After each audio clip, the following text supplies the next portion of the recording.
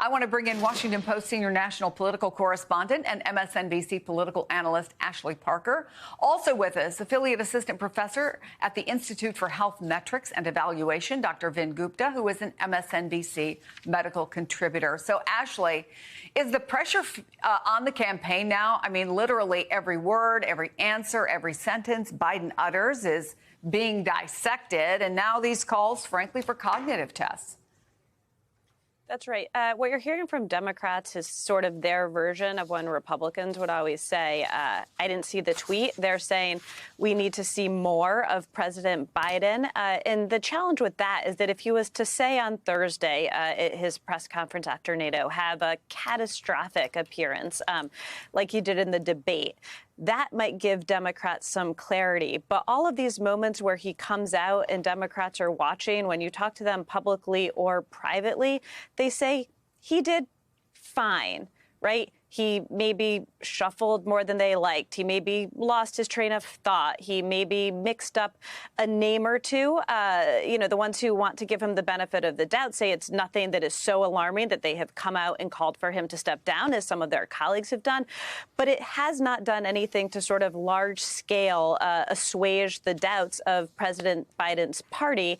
And you're seeing this sort of stalemate, whereas my colleague Matt Visor wrote, it feels like Joe Biden against the world or Joe Biden against the Democratic Party, where as long as he stays in, and he very well may stay in until Election Day, there will always be these sort of calls for another cognitive test, another live interview that's 90 minutes and unedited and goes deep on some sort of policy, and it will be these sort of perpetual train tracks of bars that he will always have to barely clear to continue to kind of hold on to this tenuous coalition.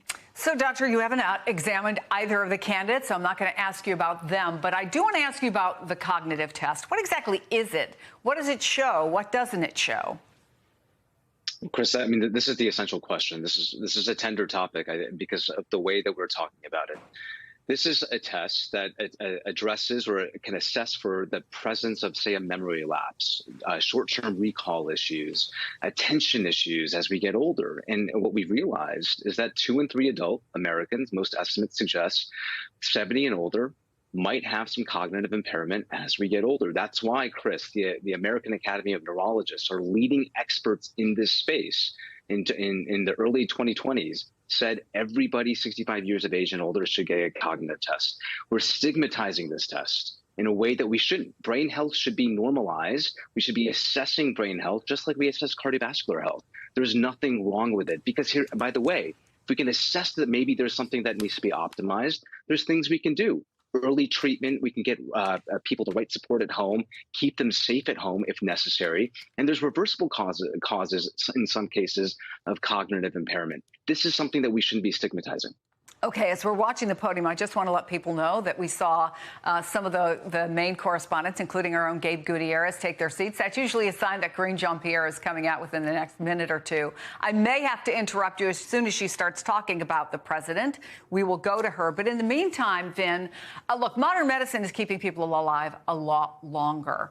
What are reasonable expectations for someone who is in their early 80s, which both candidates will be while in office if elected?